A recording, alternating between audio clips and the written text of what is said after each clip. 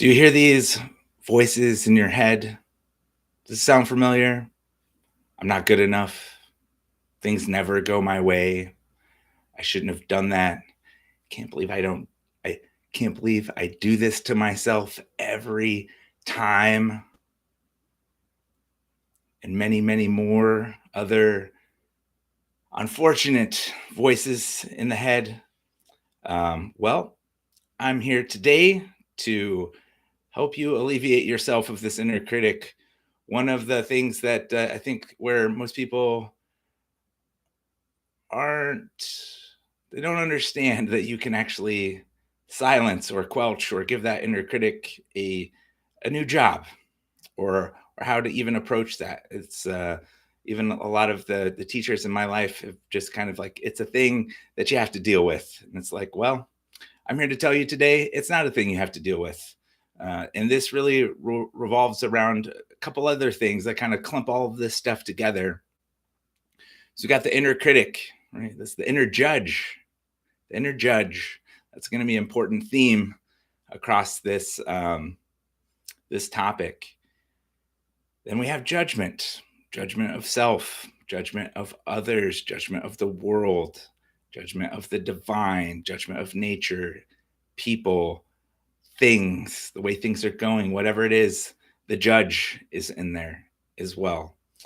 And this is a problem for human beings, and it's a very subtle thing that's happening to a human, right? When we engage in such a dialogue or judgments or self-doubt, it is it's only I'm not going to say that it's natural, but I will say that it's normal, and I will say that it's something that's conditioned within all of us, and it's something that we can relieve ourselves of, and we can do this through mindfulness. I've been practicing mindfulness for decades now, and it is a beautiful thing that has led me to a lot of inner peace, and my quality of life is much better than it used to be, because I used to have a terribly loud inner critic who was full of self-loathing, and it was not a good thing. So how first, not the how, but I just want to take you through a little bit of an exercise. You can do this with your eyes open or your eyes closed. It doesn't matter, obviously. If you're driving, just pay attention to the road. um, but I'm just going to invite you to just relax and take a deep breath. Let that go. And now, uh, I want you just to imagine somebody who's done you wrong, or somebody who is really a thorn in your side in your life right now. This could be a politician. This could be a loved one, right? Family members. This could be a coworker. It could just be somebody who's really getting under your skin. It could be a section of people, right? Maybe it's a specific demographic that you have a lot of judgment for, or you feel like is doing you wrong or harm. And I just want you to go ahead and think about all those things. What are all of those judgments? What's all the anger behind this person or these people, or perhaps this situation? Right? Just take a moment to really go into it. See it in your mind's eye, feel it in your body. Right? How is this person or these people or this situation doing you wrong right now? What is the feelings behind that? What is the anger that's within that?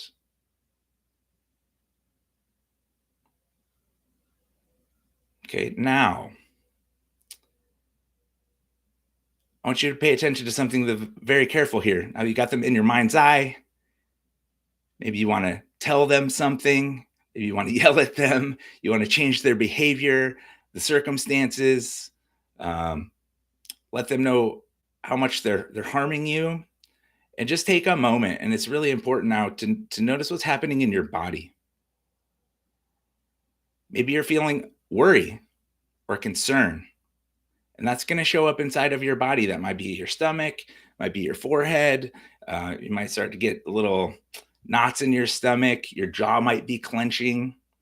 Your forehead and eyes might be really intense. Your shoulders might be tense. Your hands might start to close up. There's going to be a lot of tension inside of your body as you're pulling up this person in your mind, and that person's not with you right now. Those people aren't with you right now. That situation is not with you right now. It's just you with you in this moment. And what's happening in your body is, as you're thinking about these things and you're having these judgments and these feelings, you're only harming yourself. Because when we pull in fear and we pull in anger and we pull in these, we'll call them judgments, it's kind of this blanket statement, but when we're not seeing another person as worthy, or they're being harmful, or not behaving correctly, or they're not doing it right, or they shouldn't be dressed this way, or they shouldn't look this way, or whatever it may be, all of those judgments, the subtle thing is it's happening inside of your mind and your body. And what happens when that happens in your body, you're becoming stressed. And when you start to bring stress into your body, you start to become contracted, right? Your body starts to contract. That wording comes in. And when this loops over and over and over in your mind, it actually becomes your baseline state. It becomes your normal when you're judging the world. Because judgment is, like, I call it a Trojan horse. It's because it's so, it looks great on the outside. It feels so maybe righteous, or you feel personified in the way you live your life, or you're doing it the right way and they're doing it the wrong way, and you still have those judgments, all that kind of stuff.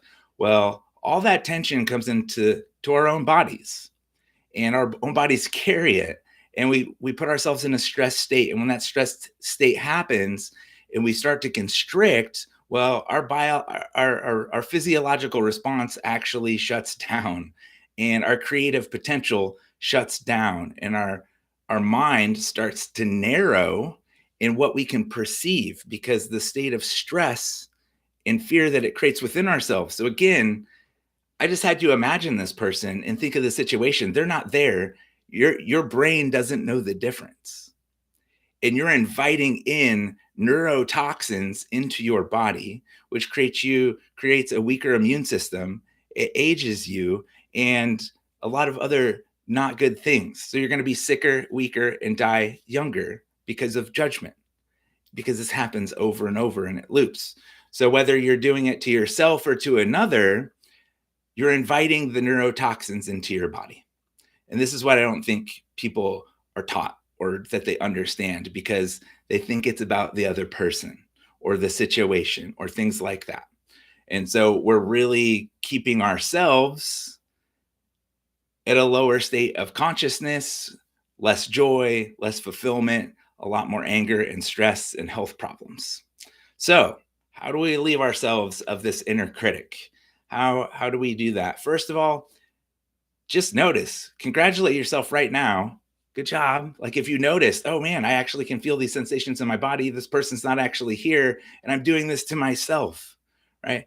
It's not to say that there isn't a process that we can go through to reconcile any situation that we have in relationship to something else outside of ourselves. Maybe that's a loved one or a boss or somebody who's done you wrong, or a situation. Is to say, I don't want to continue self-harm. I'm literally self-destructing if I go through these patterns of thoughts, because it's making me weaker and sicker and less creative. And when I'm less creative, I'm stuck in fear or hope, and I'm not active or proactive. So I have a less decision. I become more of a victim mindset than empowered to actually change the situation. And this is quietly going on in your mind over and over and over. And so for some people, for decades or their entire life, where they're just really like, it's painful for me now to listen to somebody say, I can't believe I do this, or I'm so stupid. Man, it hurts my heart to hear somebody say that out loud because people still do that. And there's no need for it. There's no need for it. So how do we relieve ourselves from this situation? Again, first of all, it's just noticing what's happening. Notice the inner dialogue and how your body reacts to it, and how you diminish yourself and your physiology by thinking a specific way. So it really doesn't have to do with the other, it has to do with the self. How do I want to show up in the world? Who do I want to be? How brilliant do I want to be for myself? So that's step one, is just noticing that it's happening. And the more you notice it, get a little book, write it down. If you're new to mindfulness and stuff like this, you might be writing it down a lot. And that's okay, because every time you do that, you're actually training your brain to stop doing that just by noticing it, because they're a part of our brain that doesn't speak language, and it makes most of our decisions for us, whether we realize it or not. But the language of this part of our brain is awareness and pictures. So the more it sees something that's painful, the less it'll do that. So that's part of the process of retraining yourself. It's just the noticing, the witnessing, and writing it down. No judgment, and be honest with yourself. Again, we're trying to relieve ourselves of judgment here. And why would we do that? To empower ourselves to be more creative, to handle more capacity and have more resilience, but more specifically, to hold more joy in our bodies and our life, and to be here for the reason why we're actually here. And that's really to enjoy life, despite what the craziness is going on in the world. So that's it. It's mindfulness. Eventually, right? You can start with that, just noticing it and writing it down. That's it. Eventually, you can start to think about what you're thinking about, right? I recommend you do this. If you're new to this, you do it in a quiet moment. Maybe you take 5 minutes in the morning or in the afternoon or in the evening, whatever it is. Put it on your calendar. If you have problems with doing this, make sure there's an alarm. It goes off, but just give yourself 5 minutes and just close your eyes and just think about what you're thinking about, and just notice. That's all you have to do at first. And it takes time because it's a new skill. One thing that I think where most of what I've come across in my time, I've read a lot of spirituality, I've had a lot of teachers, is most people don't teach spirituality as a skill. And it really is a skill, and it's a skill that can be embodied just like anything else. And so part of that skill is repetition. And so just sitting there with your thoughts and thinking about your thoughts, just watching them like clouds go by. You don't have to judge them. Oh, I'm thinking this. Okay, I'm thinking that. Okay, great, great, great.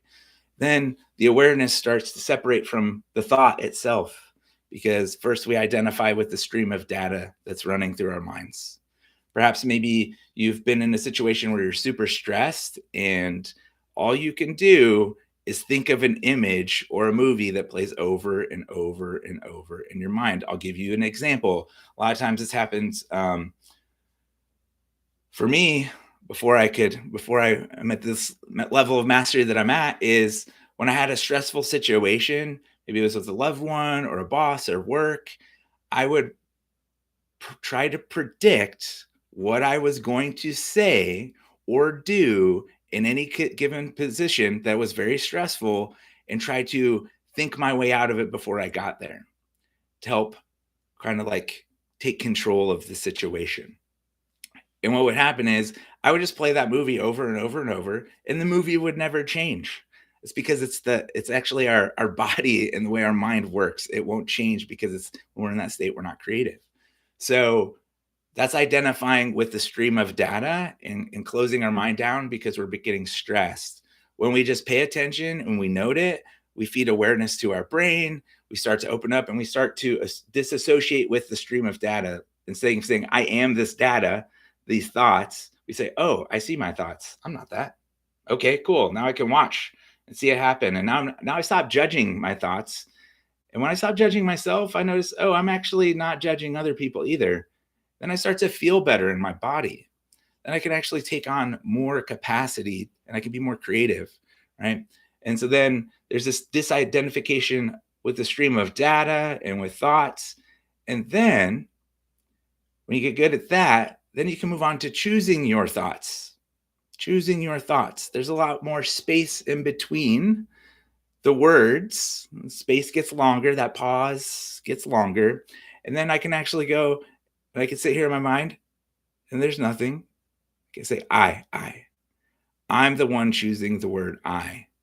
And then I can choose my words instead of have this stream of data fill it. And then I can consciously edit how I am navigating and exploring and interacting with the world because I'm consciously choosing every single word that is coming out of my mouth in the time in which it is coming out of my mouth in relationship to what it is that I'm engaged in instead of being bombarded with a bunch of data that might be old, not useful, or harmful to myself or somebody else. So, mindfulness is a skill I just really hope you take up if you haven't, or you go deeper into it. If you are, judgment is not your friend, it's not the friend of your body. That inner critic is not your friend, makes you less healthy. Like all of this, we got to get rid of the judge and the inner critic. And I'm here to tell you that it is very possible. And you can do that by just monitoring your thoughts and taking the time to do it because it's a skill. And I leave you with this.